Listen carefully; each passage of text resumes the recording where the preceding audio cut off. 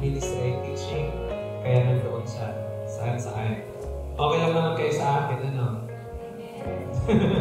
Okay lang naman kayo sa akin, ano? Praise the Lord.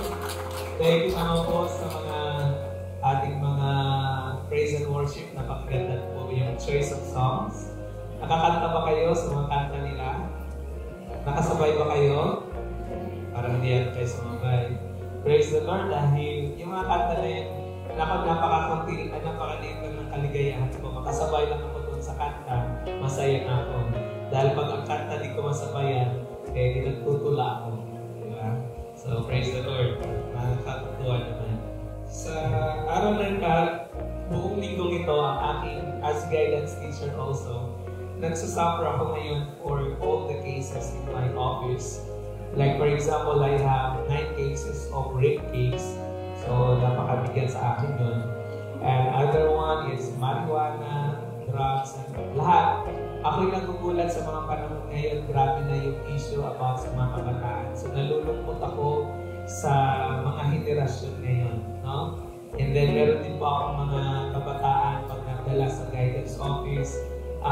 I do not know how they are going to reconcile as the relationship ng mama at ng papa. No? Pag nandoon sila, may kasalanan ng anak, parang ang mama pa ang inaaway. No? Yung anak pa yung laging napapakinggan. Nakakalungkot dahil sa henerasyon na to ay mas sila ang nasusunod.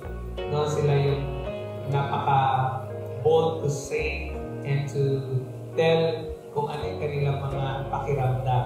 Though, challenging din yun as an educator, as a guidance, and a pastor in this church to also design a program na ma-develop natin yung spiritual aspect ng mga kabataan.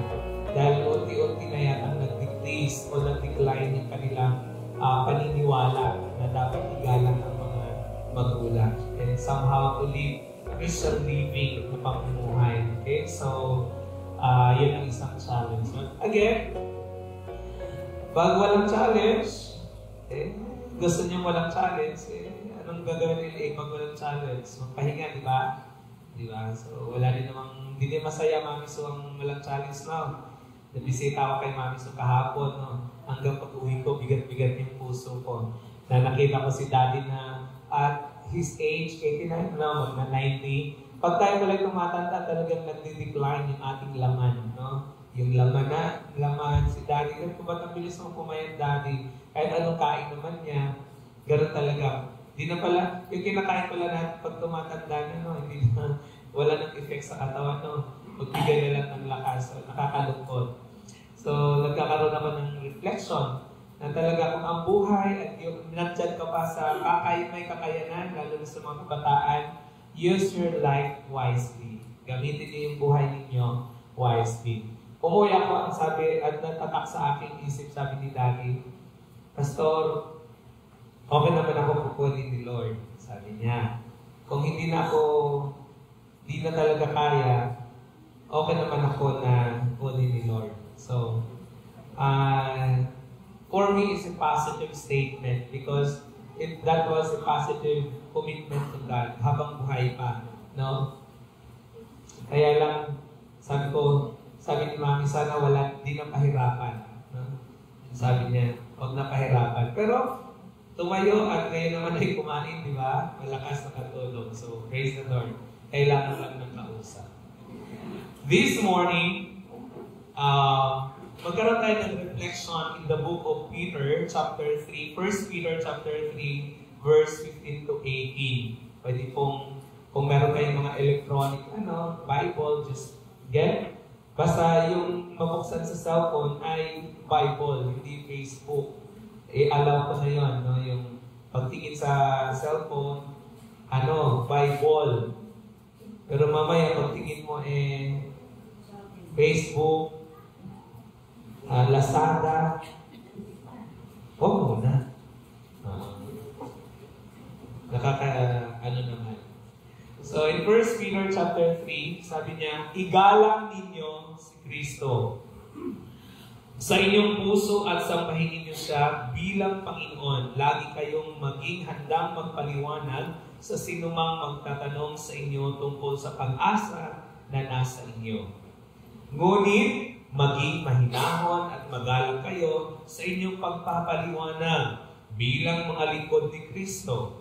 Panatilihin ninyong malinis ang inyong budhi upang mapahiya ang mga nanlalait at humahamak sa inyong magandang pag-uugali. Maganda rin yung ating responsive reading, no?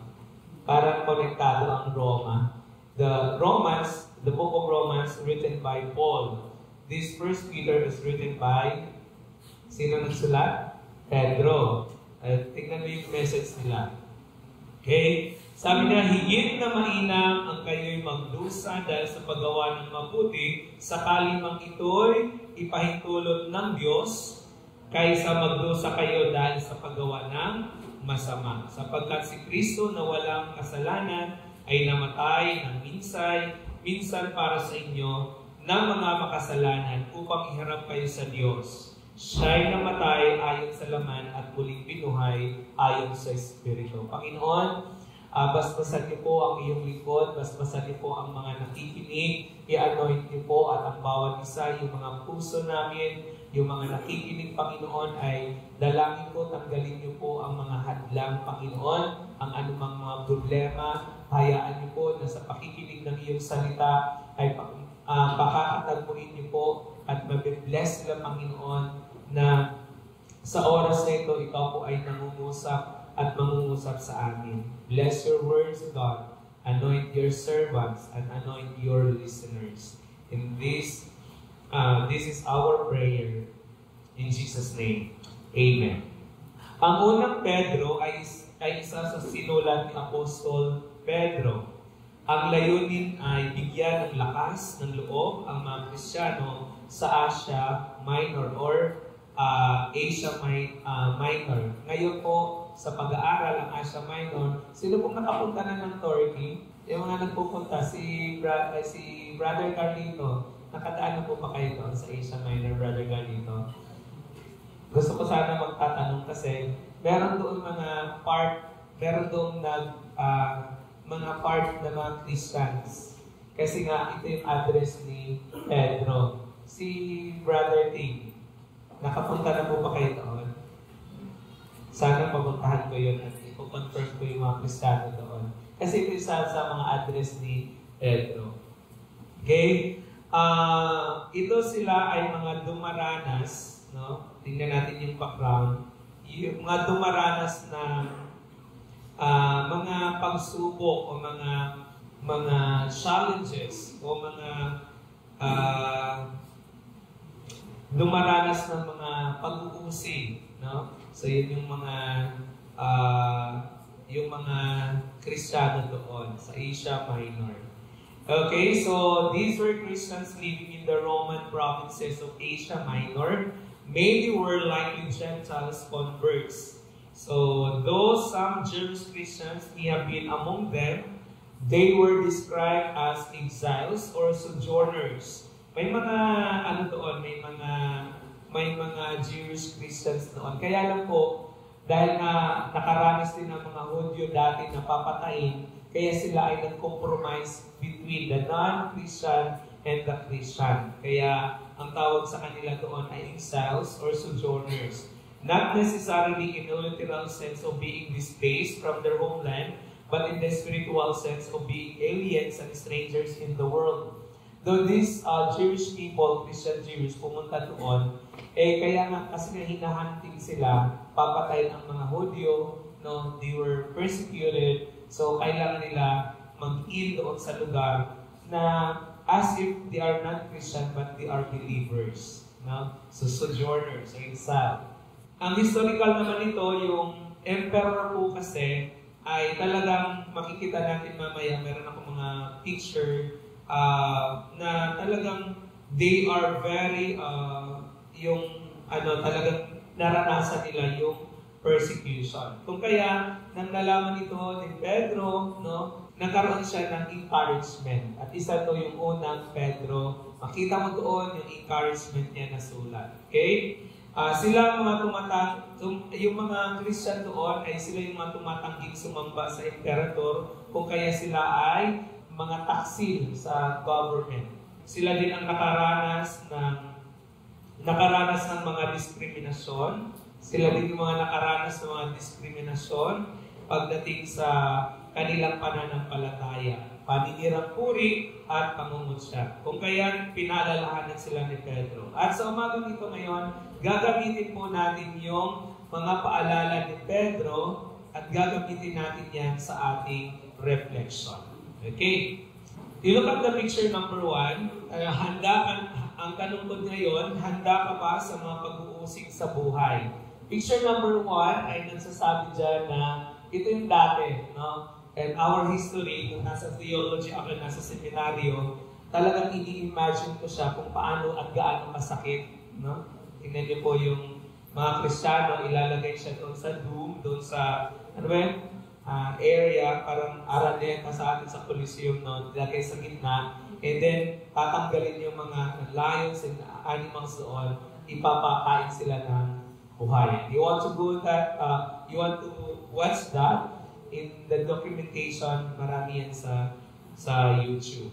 Okay? So yung mga pag-uusig, no? Religious persecution, kung titingnan natin yung normal na, tingnan natin yung normal. Yung normal, yung revile, disapproval, yung papahiya, harassment, mockery, jeer, slander, pressure to conform, then shunning, bullying, mistreatment, labeling, loss of friends, ignore, hatred, hostility, prejudice. So, pag Kristiyano ka dati, normal na sa kanila yung itatanggi ka ng pamilya. Yung moderate naman, banta, legal prohibitions, hindi ka, kapag Kristiyano ka, ay hindi ka pwedeng ganito, hindi ka pwedeng ganito. So, mayroon ka mga prohibited ka to do such activities. Hindi ka kasali. Economic sanctions, loss of educational opportunities, loss of employment, loss of property, vandalism, ilalagay pa nila doon ang Christian, ibabandalize pa nila yung pagpapahiya ng mga Kristiyano. Physical abuse, syempre binubugbog, and then false accusation, which is Jesus Christ also, na naranasan yung false accusation, and then harassment by officials, disowned and dislocated. So pag sinabing disowned, hindi ka na nila kikilalanin. So just last night, nag-usap kami ng ate ko na nasa Saudi. Sabi ko, bakit ka nag-Muslim na? So usap kami. Sabi niya, kasi ang ate ko talaga nag-convert. Bilang katulong siya, nag-convert siya. Pero sabi ko, bakit ka nagpa-convert? Kasi nga, lahat ng opportunity dito, hindi ka kasali. Diba? 7 yung anak na inalagaan niya. So meaning, yung 7 na bata, hindi siya makakapasok sa isang area kasi siya ay Christian. So ang ginawa niya, nagpa-document siya na siya ay converted Muslim. Pero pag magdasal na daw siya, sabi niya, pag nagdasal naman ako, in Jesus naman ako dito. Nagtutuwan-tuwan ako, Jesus naman ako dito. Hindi ko naman kilala yung Muhammad nila, sabi niya. Basta lang, but that's form of persecutions sa Christian. Yung meron kang prohibition, prohibited ka to come in, to participate with, isa din po yun. Sa severe, no, ngayon po meron kidnapping, meron forced labor, slavery, forced conversion, di ba? And then imprisonment, re-education camps, so yung iba, dadalhin, tapos i-re-educate, no?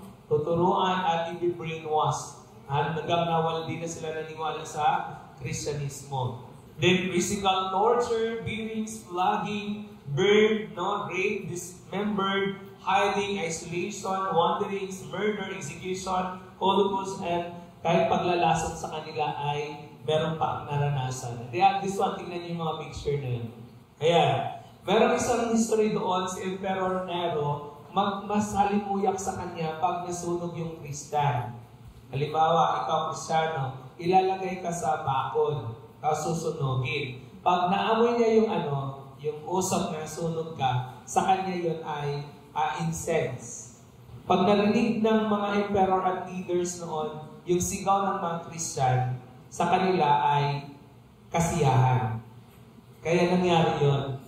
Yan. Totoo po yun yung mga ganyan. Totoo yung nasa history.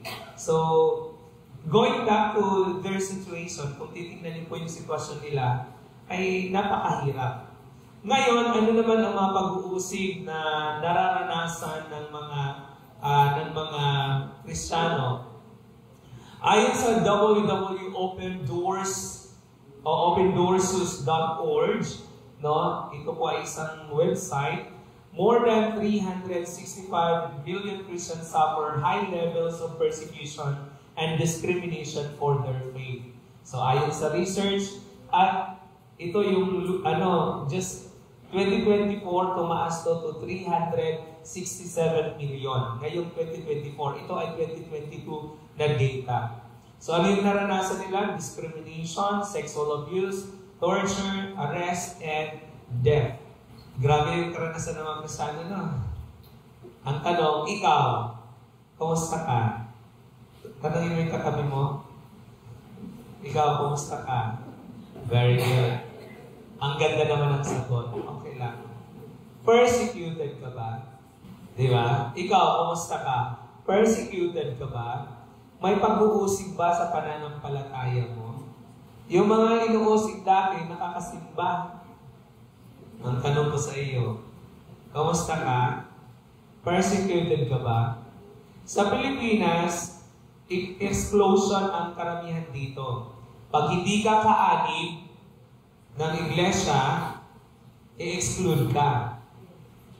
Pag meron kang premarital sex, nalaman ng inyong i-exclude ka. Mag-ano ka muna? Tiwalag ka muna. Sa Pilipinas, pag nagkamali ka, i-exclude ka muna sa simbahan. May mga ganong simbahan. Which is very, rampant yan sa ibang mga churches. Sa atin namang mga Kristiyano, psychological. Ano naman yung mga psychological na pag-uusig sa sarili mo? Sige nga. Psychological. Inuusig mo yung sarili mo. Yung pag-uusig, minsan, alam mo nagkamali ka, hindi ka naman kinokondem para ka nang nagpakamatay. Ay, nagkamali ako, hindi ko na kaya. Ang Lord. Si Jesus na, pinatawad ka, ikaw, sarili mo, akala mo magpakamatay ka na. That's psychological condemnation. Pag inuusig mo yung sarili mo. Pag nagkamali ka, hello? Hello? Sino hindi nagkamali sa atin? Sino hindi nagkamali? Mali ang aking tanong. Sino ang nagkakamali? Si Amen. Kung nagkamali ka, tao ka, ba't mo uusigin yung sarili mo? Because you don't understand the grace of God. Hindi mo kasi naunawaan yung biyaya ng Diyos na sa panahon na nagkakamali ka, bukas lagi yung biyaya niya. Psychologically, Pastor, ba't di ka nakapagsimba? Hindi ka nakapag-Bible study kasi, Pastor, ang bigat ng puso ko, ang dami kong pagkakamali, ang dami kong pagkukulang, ang dami kong ganito, ang dami kong ganito, ang dami kong... Di ka naman pinagbabawalan pumunta ng simbahan at mag-Bible study? Ba't ang dami-dami mong pinagbabawal sa sarili mo? And that's psychological persecution. You are persecuting yourself. Pinahirapan mo ang iyong sarili. Ano sinabi ng Diyos? Kaya mo bang ipako mo ang sarili mo? At kaya mo bang ipako ang iyong sarili para maging katulad ka ni Kristo? Hindi. Ginawa na ni Lord yan. Pinapahirapan ang sarili. Ano ang iyong nararanasang pag-uusig sa sarili mo? Minsan, napanghihinaan ka ng loob. Sa mga magulang, ang laging napanghinaan mga magulang. Pagtingin sa lagayan ng bigas, wala na kami kakainin. Tama, mali? Lord, wala na kaming bigas. Pagtingin sa wallet pa, Lord, 20 na lang. Mandi na bukas, baon ng bata. Itong batang ito, papaaralin mo, pagkatapos sagot-sagutin ka pa. Persecution yun sa magulang, no? Kaya yung magulang, pati lipstick, yung lipstick na magulang expired na, pinag-lipstick pa rin. Binibiro man nila ko, nakakabili ka pa ba ng brief, Pastor? Bakit? Nakakabili naman ako bago mga brief ko eh. Kumusta kayo yung mga magulang na may pinapaaral May pinapaaral, may pinapakain, may pinapaaral, may pinapakain. Pag-uwi sa bahay, hindi man lang I love you pa, kumusta ka na pa, hindi man lang makaganon. Diyos ko po, ang bigat sa puso ng mga magulang nun. Tama? Persecution yon. Kaya minsan sasabihin ng magulang, magsisimba pa ba ako? Diba? Kaya magulang, tutuloy pa ba ako sa aking panampalataya? Lord! Diba? So minsan gano'n, ang aking araw-araw na karanasan bilang guidance, nakikita ko yung mukha ng lipunan. Kaya yung sa mga magulang, sino mga nanay dito? Say amen. Madali bang maging nanay? Ha? Mahirap talaga. Huwag niyo ako sabihin madali. Yung kilay niyo nga, hindi niyo naasikaso na. Yes, that's a challenge. That is why, sa dami-daming mga hamon, pag-uusig, mga trials na meron tayo, kailangan, sabi ni Pedro, huwag ninyo kalimutan ang mga pangangaral ko. Dahil wala namang exempted ako nga, wala akong anak, meron din hamon eh. Kayo pa kaya? Ako nga na pag-uwi sa bahay, sarili ko na, isipin ko lang, matulog, magbukas, trabaho, pero pa rin mga challenge. That is why today, God reminds us, manindigan sa pagpapahayag ng ating pananampalataya. Una, anuman ang ating mga pag-uusig, anuman ang mga trials na darating, tandaan natin yung 15. Igalang ninyo si Kristo mula sa inyong puso at sampahin ninyo siya bilang Panginoon. Anong connect? Number 1, when we face trials, at lahat ng klase, psychological, mental, physical, isolation, discrimination, na mga trials natin, ito ang laging ilagay natin. Honor and worship Jesus as Lord and Savior. That's number 1. Igalang ninyo si Kristo mula sa inyong puso, sambahin niyo siya bilang Panginoon. How? Paano po, Pastor? Paano po magsimba? Ang bigat-bigat ng puso ko. Ang dami-dami ng problema. Kunti lang yung pera ko. Kunti na lang. Ang dami kong problema. Dami kong bayarin. Putol na yung kuryente ko. Naibenta ko na yung bahay. Ang dami ang aking anak. Lagi na akong sinasagot. Ang dami ng problema. Ang mama ko, nag-away kami. Ang papa ko, nag-away kami. Naglalayas ako. Wala na. Ang dami kong problema. And how am I going to worship God? Remember, respect and honor. Igalang mo si Jesus. Bakit? Parang mahirap yata. Ang dami-dami kong problema, tapos isa pa yan, honor Jesus Christ. Bakit? Kung marunong tayong paggalang mula sa puso at yung paggalang natin at may pundasyon tayo ng pananampalataya at siguraduhin natin ang pinakamataas na papuri para kay Jesus, yung mga trials na yan ay maiibsan. Amen? Nang wala pa kayo kay Kristo. Ganun lang din naman ang income niyo, ha? Nagsahod ka dati, 15,000. Wala ka pa kay Kristo. Nang nakay Kristo ka na, 15,000 pa rin naman. Tama? Anong kaibahan kung nagsahod ka ng 15,000 nang wala ka kay Kristo at may Kristo? Dahil yung 15,000 na yan, sapat at hindi ka kukulangin ng Diyos. Amen? Minsan kasi, lagi natin pinapahirapan yung ating mga sarili kasi nakakalimutan natin yung pundasyon ng ating pananampalataya. Laging may kulang dahil wala at di natin naunawaan ang pundasyon ng ating pananampalataya. Kulang ang grace. Kahapon, first quarter, sabi ng aking pamangkin, ang hirap pala ng values sa lahat ng subject, values niya ang mababa. Very honor siya. Sabi niya, Tito, values ko mahirap. Huwag mong nilalang ang values. Dahil bumabagsak talaga sa values ang tao. Kaya ang sagot ko sa kanya, tama lang yan. Kasi mahirap talaga ang values. Kulang.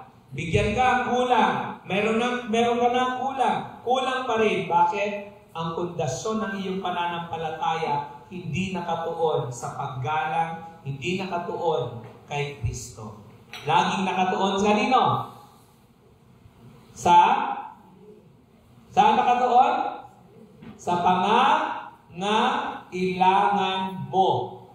Ano sabi niya? Honor God and worship Jesus as Lord and Savior in Matthew 6:33. Kaya unahin ninyo ang mapabilang sa kaharian ng Diyos. Everybody read. Kaya unahin nyo. Basahin na natin. Go. Kaya unahin ninyo ang mapabilang sa kaharian ng Diyos at ang pagsunod sa kanyang kalooban at ibibigay niya ang lahat ng pangangailangan ninyo. Ulitin niyo yun, pangangailangan ninyo. That's the answer. Kaya hindi tayo nagkaroon ng kapayapaan because we are trying to look at to solve our own problems in our own way. But God offers in Matthew chapter 6:33 says, unahin ninyo ang mapabilang sa kaharian ng Diyos at ang pagsunod sa kanyang kalooban. Kalooban ng Diyos ang sumamba ka. Kalooban ng Diyos ang mag-aral ka ng kanyang salita. Kalooban ng Diyos ang magpuri at magpuri sa Kanya. Kalooban ng Diyos ang sumunod sa Kanya. Kalooban ng Diyos ang makinig ka. Kalooban ng Diyos ang maging mapabuti ka. Kalooban ng Diyos ang laging para sa iyo ikabubuti. Kalooban niya yan. Amen? Ibibigay niya ang lahat ng pangangailangan ninyo. Kaya kung tayo ay yan ang gusto ko kay Mami Susan eh. Sabi niya, Pastor, sorry Mami, gamitin kita. 81 ka naman. Tagal-tagal mo naman ang palataya. Sabi niya, kamang Pastor, yung aking lupa, nabenta na. Bakit? Sa medical. Oy, lupa mo naman, hindi naman mabayad din sa ospital. Inibenta mo. Kaya naman bayad. Marami ka ng lupa. Kami wala kang lupa. Delikado lang maibenta. Good kay Mami Susan, merong SSS. Very good. May GSIS, hindi sapat, di ba? Kasi nagtuturo for how many years? 30 years. Ang baba ng sahod.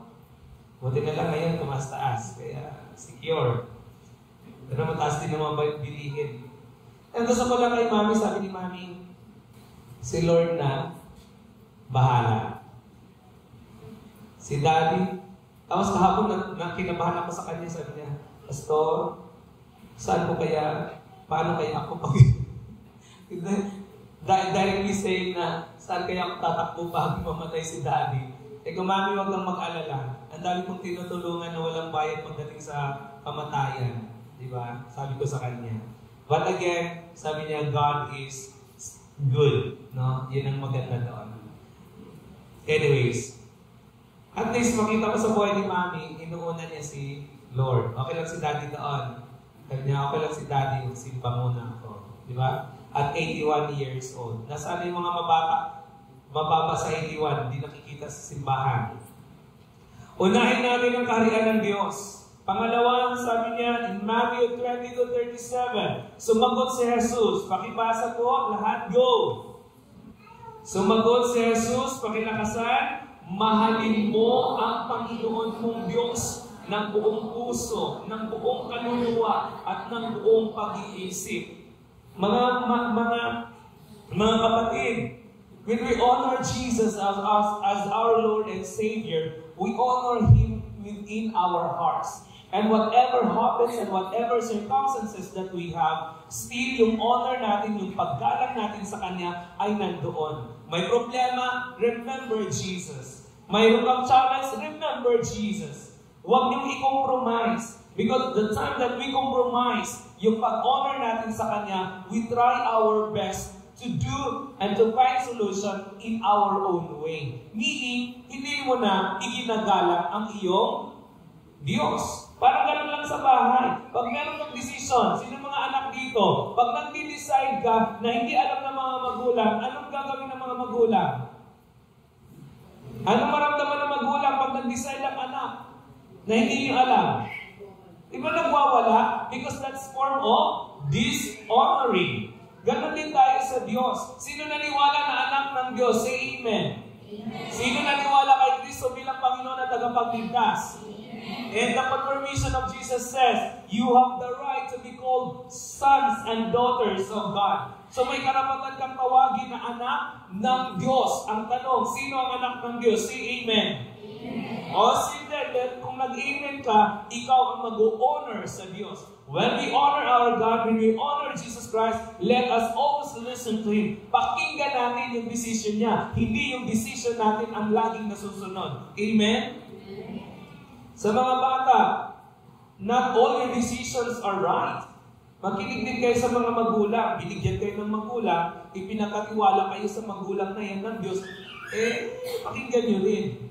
That's how you honor. And we honor our human parents, biological human parents. How much more we honor our God as our Creator. Amen? Mahalin mo ang Panginoon mong Diyos. Sabihin mo sa katabi mo, mahalin mo ang Panginoon mong Diyos. O yun sa mga bisita namin. Dito sa Emmanuel Christian Church, wala kaming ibang ipapamahal sa inyo. Huwag niyong mahalin ang simbahan. Huwag niyong mahalin yung katabi niyo. Huwag niyong ligawan yung kasama niyo. Ang pinapamahal namin dito at tinuturo namin dito, mahalin ninyo ang Diyos mio. Mahalin ninyo ang ito sinasabing mahalin nyo yung well, I'm not saying na huwag nyo mahalin. I'm not saying na yung focus ninyo, huwag kayo magmahalan. Sabi naman yung magmahalan kayo. But what I'm preparing is that the highest love that we should have is to love our God with all our hearts, with all our mind, and with all our soul. Hindi ko naman sinasabing hindi tayo magmamahalan. Pero yung magmamahalan mo, paglabas sa simbahan, nagtahanap ka, sino kayo maganda dito? Mamaya, liligawan ko. Something wrong na yun. Ang sinabi lang naman namin, mahalin mo ang Diyos. Magmahalan tayo. Hindi siya. Nasisingle out mo siya. Siya lang minahal mo, yung iba hindi. Inaway mo pa. Sabi niya dito, magmahalan kayo. And that's the responsive reading kanina. Next, depend your faith in Jesus. When we honor our God, and kung magmanindigan tayo sa ating pananampalataya, i-depend natin yung ating pananampalataya. Sino dito nanampalataya kay Jesus bilang Panginoon na tagapagligtas? Say Amen. Amen. O depensahan natin. Paglabas natin sa simbahan, lagi kayong maging handang magpaliwanag sa sino mang magtatanong sa inyo tungkol sa pag-asa na nasa inyo. Tingnan niyo yung katabi niyo. Tingnan yung katabi niyo. May pag-asa pa ba dyan? Sa ngiti ng katabi mo, sasabihin mo, brother, ang sarap ng ngiti mo. Parang nakita ko yung pag-asa. Ano ang tanong mo? Dahil ang sagot mo ay, ang pag-asa ko ay, nasaan? Na kay Kristo. Umaasa ko kasi ako mamaya, bibigyan mo ako ng allowance. Kaya pala. Pag hindi ka mabigyan ng allowance, ang bigat na ng mukha mo. So yung pag-asa, na makikita yan, depend your faith. Yung pananampalataya, depends sa ano yung pananampalataya mo. Tungkol sa pag-asa, every time, lagi kang handa. Bakit ka kasi masaya? Dahil ang pag-asa mo ay na kay Kristo, hindi kanino man. Amen? Laging handang magbigay ng dahilan kung bakit mayroon tayong pag-asa at saan nagmula ang ating pag-asa. Tumingin nga kayo sa akin. Bakit kayo masaya ngayon? May pag-asa ba tayo ngayon?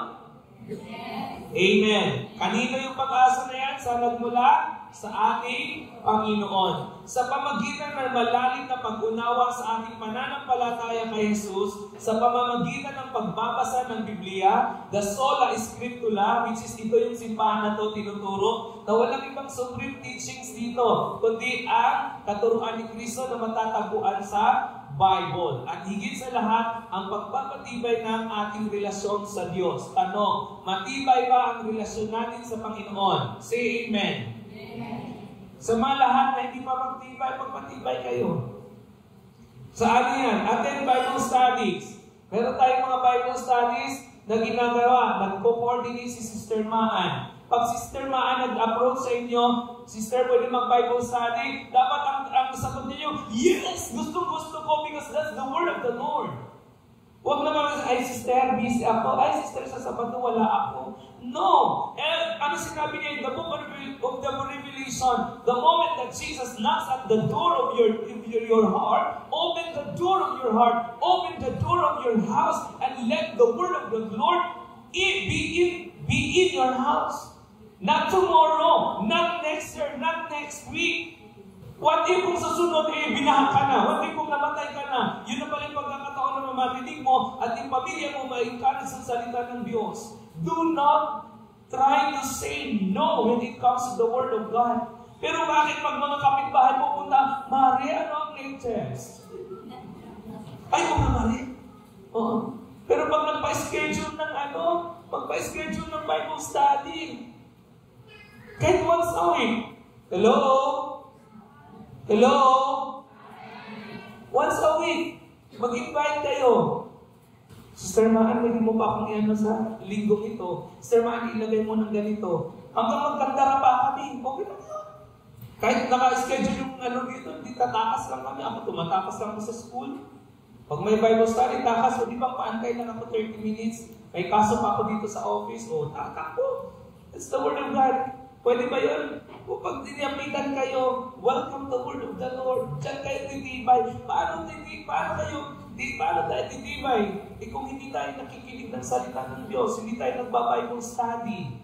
O yung mga magigising ng maaga, Pastor, pwede po bang mag-open kami ng umaga? O sali kayo sa alas 5 devotion. Naunawaan ko, iba nga, nakikinig lang, nakaganito lang sa phone. Amen. Amen.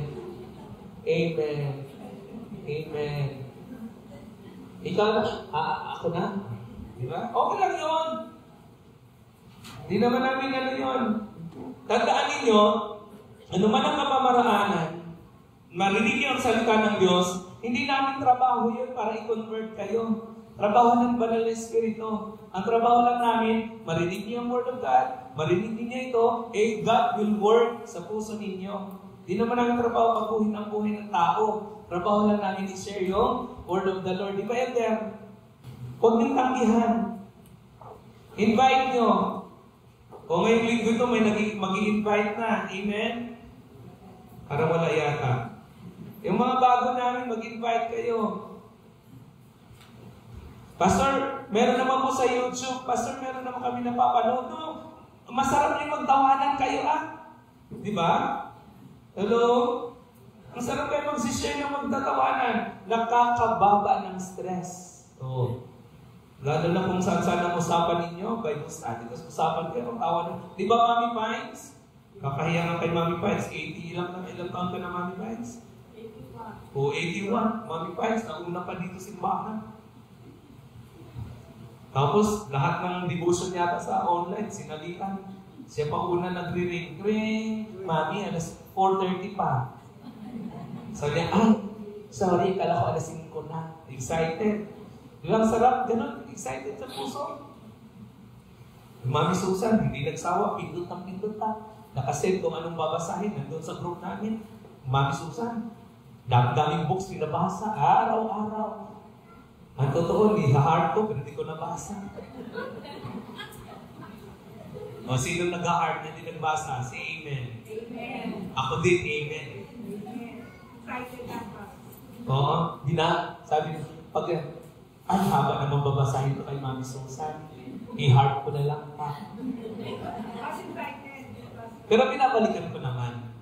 Kaya naman, akala nyo kayo lang. Kasi din ako doon. Minsan sa dami kong binabasa. Ganun mag-grow tayo. Sino mga bata dito? Say amen yung mga bata.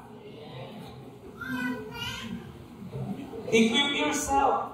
Kaya sabi ko kay sa likod, sabi ko sa kanya, mag-aral tayo. Gusto kitang marinig. Gusto ko makita yung mga kabataan ngayon na nag-Bible study at nagsishare ng Word of God. Ako noon nang hinahatak ako sa Cebu, naka-backless pa ako, naka-bra pa ako doon, nag-Bible study kami. Sabi niya, ang buhay ko gano'n. Sabi niya, dito ka, mag-Bible study. Nang-good Bible study. Pagtingin ko, puro mga lalaki. Pagtingin sa akin, ako lang pala nakabra. Hindi naman ako pinadali ng aking pastor doon na 2 taon nga ako pinagtsagaan noon. Habang natutulog ako, yung mga ka-Bible study ko nandoon. Pag naka-duty ako dati, yung mga naka-Bible study ko nandoon sa paligid, naglilihans, Panginoon, baguhin mo itong nilalak na ito. Pwede. Ayun. Na-pre-over. Di naglingkod sa Panginoon. Diba? Masarap maglingkod sa Panginoon. Subukan nyo. Mag-share ng Word of God. Ang sarap. Grow in our faith. Huwag kayo makinig lang na makinig. You grow in our faith, manampalataya. Palaguin niyo ang inyong pananampalataya sa pamagitan ng pagbabaybong sali, sa pamagitan ng pakikinig ng mga salita ng Diyos, hindi yung chismisan. O ano nangyari kay Goo ngayon? Ano nangyari kay Duterte na ngayon?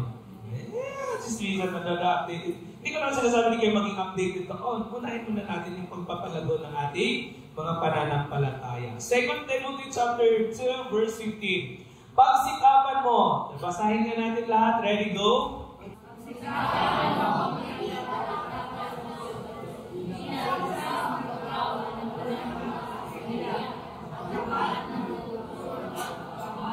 Hoy, wala dapat ikahiya. Pagsikapan mo, maging karapat-dapat sa Diyos bilang isang manggagawa na walang dapat ikahiya at tapat nagtuturo ng katotohanan. Pag may nagtanong sa iyo, saan kayo nagsisimba? Christian ka ba? Opo, Christian ako. Nananampalataya ko kay Kristo bilang Panginoon at tagapagligtas. Hindi ko ikinakahiya yun. Dapat ganun tayo. Huwag natin ikahiya. Walang dapat ikahiya. Tapat na nagtuturo ng katotohanan. Sabihin mo lang sa classmate mo. Sabi ng classmate mo, tara, mag-McDonald's tayo. O di mag-McDonald's kayo na mayaman. Pagdating mo upo doon, o bili ka ng french fries. O pag kumakain kayo doon, you share the word of God. Di ba? Pwede? O iba kami, hindi kami nagsishare ng pag nandun kami sa McDonald's. Tapos na Bible study namin, nag-McDonald's na kami. Ganun kami dito sa CCC. Lalo na pag Wednesday, walang pumupunta dito ng Wednesday, ilan na lang. Pag midweek, wala na, tinatamad na. Nanonood sa online, 2. Yung 2 na yun, nasa loob pa ng simbahan. Naka-live na, nandito pa, face-to-face pa. Tapos, McDonald's tayo, kape tayo. Hindi masarap magkape. Mga kapatid, subukan natin pagsikapan natin maging tayo, yung mag-grow sa ating pananampalataya. Alam niyo ba, walang ibang mag-grow, walang ibang gagawain, sarili mo lang. Come to the Lord, di ka naman pinoprohibit ni Lord eh. Pinapalo ka ba dito sa Pilipinas pag sisimba ka? Ha? Di naman eh. Siguro mas maganda yata papaluin. No. Ayaw niyo na, pinapalo? Yung persecution sa noon, talagang pinapalo, literal. Pero, lumago sa pananampalataya. Di man binitay dito yung mga Kristiyano, di pinagbabawalan, pero ayaw lumago. Mga kabataan ngayon, hindi na lumago. Ano na? Hindi ko na alam kung ano ng kahulugan ng buhay sa pagdating sa kanila. Next and the last is hope in the gospel. Hello? Pakibasa, hope in the gospel.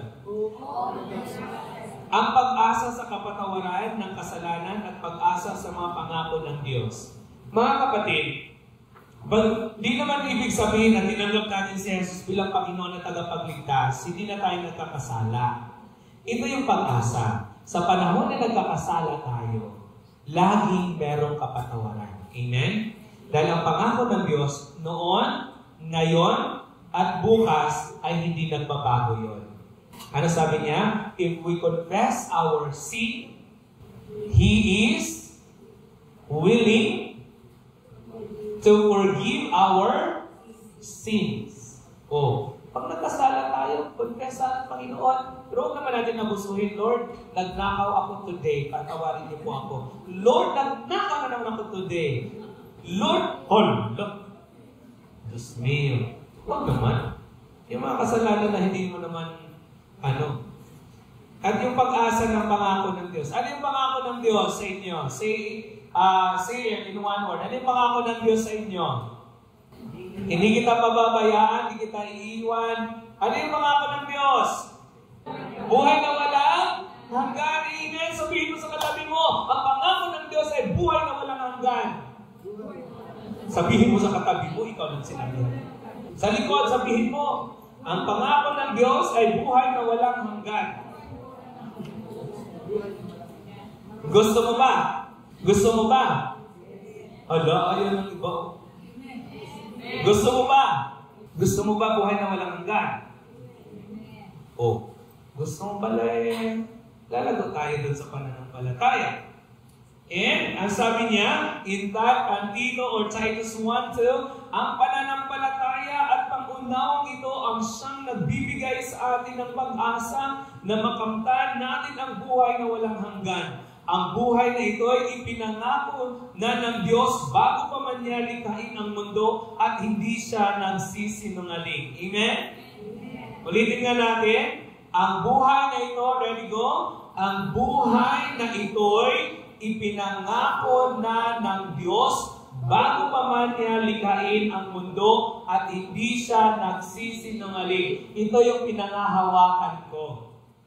Na kahit anuman ang pinagdaanan ko, anuman yung mapait kong karanasan, madilim kong karanasan, may pangako ang Diyos.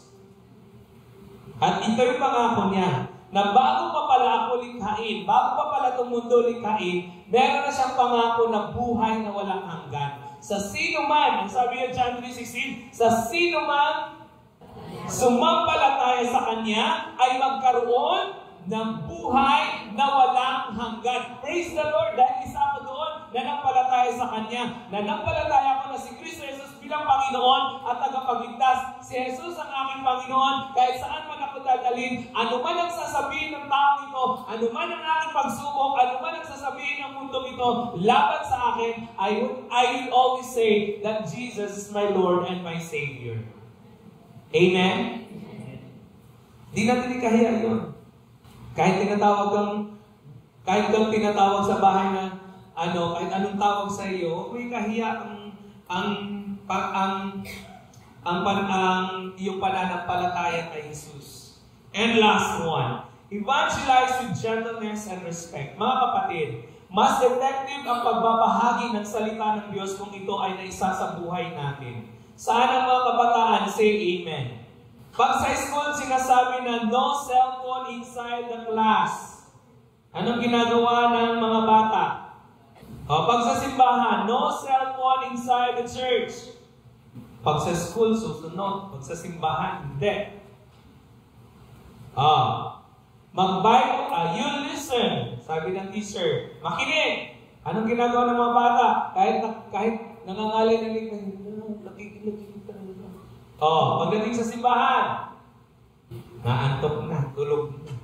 Mga kapatid, effective na ikaw ay Kristiyano kung naisa sa buhay natin ang ating pananampalataya. Ibahagi ng may kahinahunan o gentleness o respeto. Madaling salita, if we know how to respect the authority in this world, teachers, mayor, kapitan, police, and everything, we should also know how to respect the word of the Lord inside the church. Amen? Pag nare-review ka, huwag kang masaktan at maghanap na agad ng ibang simbahan.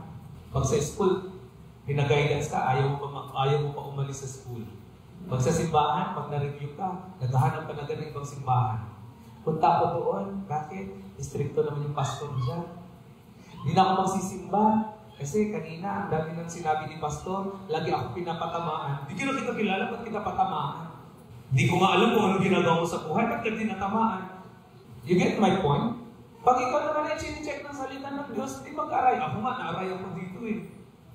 Hinahard ko lang yung binabasa ni Mami, hindi ko binabasa. Aray.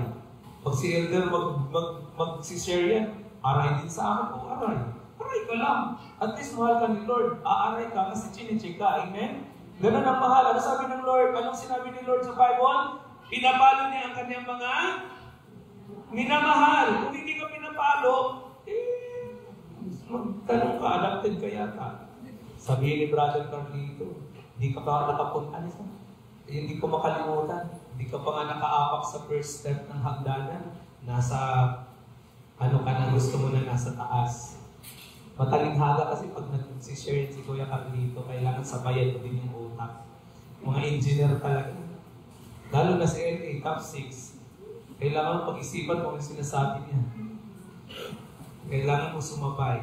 Colossus chapter 4 verse 6. Kung nakikipag-usap kayo sa kanila, gumamit kayo ng mga kawili-wiling salita para makinig sila sa inyo at dapat alam niyo kung paano sumagot sa tanong ng bawat isa. Karamihan kung naparusahan sa guidance, ang tanong ko rin, ano ang iyong kasalanan? Sabi ng bata, ay, bakit kasi sir, ganito mo kasi sir, ganito. Ang sinabi ko lang naman ang kasalanan, bakit ang dami-dami mong sinasabi? Diba? Ang sabi ng Bible, makinig ka sa tanong. Ang bawat tanong, doon pa rin siya sagutin. Okay? Sabi niya doon, makikipag-usap kayo sa kanila, gumamit kayo ng mga kawili-wiling salita. Ano po ang mga kawili-wiling salita? Sa salita, maganda yung merong, masarap kaya kausap yung ano. Alam niyo yung magalang? Hello? Ang ganda ng ano mo ngayon. Kawili-wili ka talaga ngayon. Ang sarap ng ano yan. Late ka paggabi. Hindi ka umuwi na maayos. Hindi ka kagabi. Nasaan ka na naman kagabi. Nagbibigil ka pa na ang sarap ng sumabog. Pero that's another way na effective din naman po yun. Sa amin sa mga counselor, it's another way of approach ng sa counseling approach namin. Yung kawili-wili, that's also biblical. Okay? At dapat alam nyo kung paano sumagot. And our conclusion sa ating pagtatapos sa pamagitan ni Apostle Pedro, tayong mga mananampalataya ay pinapaalalahanan ng Diyos na ating, number 1, ibigay ang mataas na galang kay Jesus. Depensahan sa pamagitan ng pagdedepensa o paglaban natin ng ating pananampalataya sa kapila ng mga hamon. Lagi tayong magpapakumbaba upang maraming maniniwala na si Jesus ay totoo sa pamagitan ng ating salita at gawa na ipinapahayag natin na may kahinahunan at galang sa iba. Mga kapatid, hindi sabihin na magaling ka, hindi ka na nakikinig sa iba. Pinakaya-ayaw ko dito sa ECC. Pag may mga sharing, huwag kang as if na alam mo yung mundo. Kaya nga pag ako nagklase sa school, yung mga nakikipagdebate, hindi talaga ako nakikipagdebate, nakikinig na lang ako. Okay. Kahit anong sasabihin mo kasi, mga taong yan, hindi makinig sa'yo.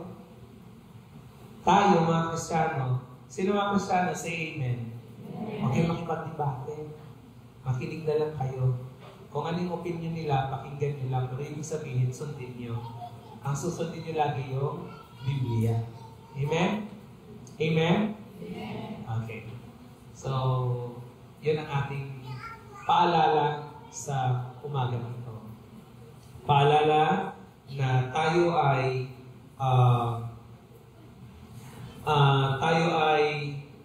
manatili sa pagbigay ng pinakamataas na honor o galang sa ating Diyos at depensa natin ang ating pananampalataya at last, yung ating pag-asa sa gospel at i-share natin sa pamagitan ng ating mga buhay sa iba. Amen?